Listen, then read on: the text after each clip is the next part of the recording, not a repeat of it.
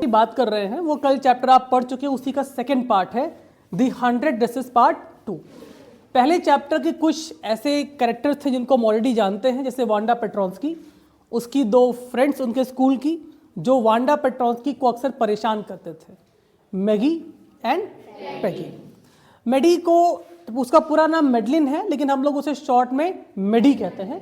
तो दो characters main important है, एक है मेडी यानी मेडलिन और दूसरी है पैगी। और पूरी कहानी जिसके अराउंड घूमती है वो है वांडा पेट्रोंस्की।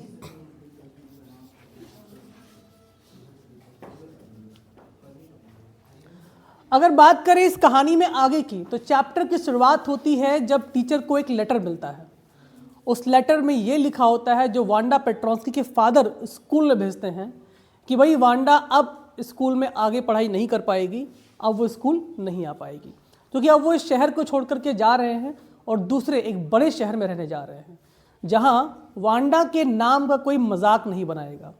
यहाँ पे वांडा पेट्रोंस्की अमेरिका में जहाँ पे रह रही थी या जहाँ स्कूल जा रही थी, अक्सर आपको पता है पिछले पार्ट में हमने डिस्कस किया था कि उसके नाम का लोग मजाक बनाते थे कि वांडा कैसा नाम है, क्योंकि अमेरिकन में अक्सर नाम जॉन, स्मिथ, डेविड, थॉमस ऐसे नाम होते थे। वांडा पेट्रोंस्की एक अजीब सा नाम था उन लोगों के लिए, तो उसके नाम का मजाक बनाते थे, स्पेशली दो, मेडलिन और पैगी। अब जब ये लेटर मिलता है तो उसका फ़र्क सब पे पड़ता है, लेकिन सबसे ज़्यादा किसी पे पड़ता है तो दो लोगों पे पड़ता है, मेडलिन और पैगी पे। मिस मेसॉन जिस तरीके से वो लेटर रीड कर रही थी, लेटर के अंत होते होते मैगी और पैगी को रियलाइज़ हो गया कि शायद हमने वांडा के साथ कुछ अच्छा नहीं किया है।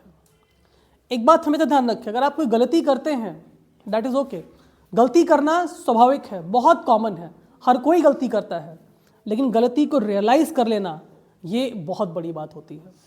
अगर आप चीज़ों को एक्सेप्ट कर लेते हैं कि हाँ आपने किया है, तो सच में बड़ी बात होती है। कहते हैं ना, making mistake is an easy task but saying sorry is the biggest thing, कि गलती करना, मिस्टेक करना आसान काम है, लेकिन उस गलती को रियलाइज़ करके सॉरी बोलना वो सच में बड़ा मुश्किल काम है। अब वांडा के क्लासमेट्स दो हैं, मेडलिन और पैगी, इन्हें लगता है कि इन्होंने भी गलती की है और इनको अपनी गलती सुधारनी चाहिए। ये सोचते हैं कि वांडा से मिलना चाहिए। वांडा आती थी बॉगिंग हाइट्स से, जहाँ पे दलदल, कीचड़, गंदगी चल कर आती थी वहाँ से, उसकी वजह से उसके पैरों में मिट्टी लग जाती थी, इसीलिए वो क्लास के कोने में बैठती थी। आज पैगी और मेडलिन ने भी डिसाइड किया है कि वो भी जाएंगे उसी की जगह पे। जब वो जाते हैं बॉगिंग हाइट्स में, देखते हैं कि यार वांडा यहाँ से आती थी। वांडा का घर भी वांडा की ड्रेस की ही तरह था, जैसे वांडा की ड्रेस का कलर लाइट ब्लू फेड होता हुआ, लेकिन साफ़ थी, आयरन नहीं थी लेकिन साफ़ थी, ऐसे घर भी उसका, पुराना घर लेकिन साफ़, गंदा नहीं था। उसी तरीके से जब वो वहाँ पहुँचते हैं, जब वो देखते हैं कि वांडा अपने घर पे है ही नहीं, घर पे लॉक पड़ा हुआ है, और जानकारी मिलती है कि वांडा और उसके पिताजी तो पहले ही वहाँ से जा चुके हैं। मेडलिन को बड़ा बुरा लगता है, पैगी को भी बुरा लगता है कि शायद हमने कुछ गलत किया। उनके जहन में बात आती है कि वांडा ने कभी ऐसा कुछ कहा नहीं, कुछ सोचा नहीं। फिर वो डिसाइड करते हैं क्यों ना हम अपनी गलती का पछतावा करें और वांडा को एक पत्र लिखें। लेकिन पत्र में सॉरी नहीं लिखा, पत्र में वांडा के उस कंपटीशन विनिंग की तारीफ़ की कि जो तुमने ड्रेसेस बनाई थी बहुत खूबसूरत थी, और उसे बधाई दी कि तुमने कंपटीशन को जीता। और इस उम्मीद में पत्र लिखा था कि कभी शायद वांडा की तरफ से भी रिस्पॉन्स आएगा। रिस्पॉन्स आया, लेकिन जो रिस्पॉन्स आया वो इन दोनों को बहुत ज़्यादा चौंकाया।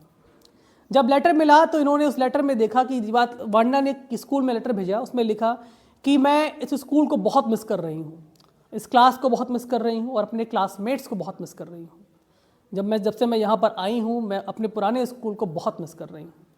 वांडा में पत्र में एक बात और कहा कि जो ड्रेसेस मैंने बनाई थी 100 ड्रेसेस, उसी में से दो कलर, एक ग्रीन कलर और एक ब्लू कलर, ये दो ड्रेसेस मेरी क्लासमेट्स पैगी और मैगी को गिफ्ट कर दीजिएगा मेरी तरफ से।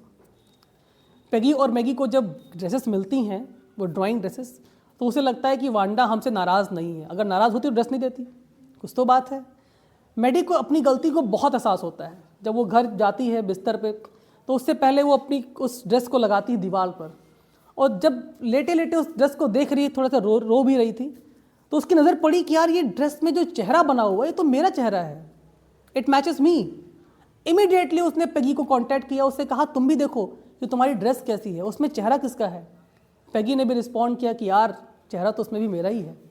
यानी वांडा ने वो ड्रेसेस मैगी और पैगी के लिए भी बनाई थी, उनको देने के लिए।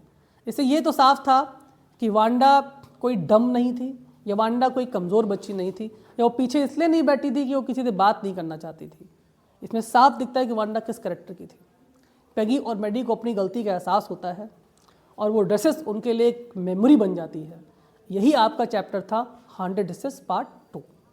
आपने पार्ट 1 से पार्ट 2 तक एक ही चीज़ समझी है कि हमारी क्लास में या हमारे साथ जो क्लासमेट्स होते हैं या कोई भी ज़िंदगी में दुनिया में हो, हमें किसी से किसी के नाम को लेकर के, किसी के रखरखाव को या किसी के तौर तरीक़ों को लेकर के उसका मजाक नहीं उड़ाना चाहिए। We should never make fun of anyone, किसी का फन नहीं उड़ाना चाहिए। यही आप इस चैप्टर में सीखते हैं।